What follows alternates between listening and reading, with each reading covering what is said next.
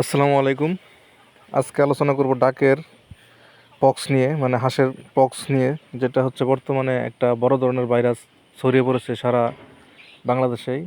বিশেষ করে 1 থেকে দেড় মাস বয়সী যে হাঁসের বাচ্চা আছে এগুলোতে আক্রান্ত হচ্ছে, আর এগুলো আক্রান্ত হওয়ার কারণ হচ্ছে মশার কামড় থেকে বেশি হয়। আর ছোঁয়াছুঁয়ি রোগ যেহেতু একটা হয়ে গেলে আর বাকিগুলোতে আক্রান্ত হয়।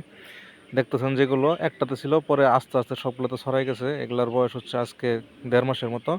সো পক্স হলে ভয়ের কিছু নাই। যদি পক্স হলে তেমন চিকিৎসা নাই, কিন্তু তারপরেও আপনারা যদি অ্যান্টিবায়োটিক ইউজ করেন আর পটাশ দিয়ে যদি হাঁসের যে আক্রান্ত স্থান আছে প্রতিদিন দিনে 3 বার মুছে দেন অথবা পরিষ্কার করে দেন, আর সাথে অ্যান্ড্রোসিন অথবা যে কোনো একটা অ্যান্টিবায়োটিক ইউজ করতে পারেন, অথবা হতে পারে নাফাবরির সাথে দিতে পারেন।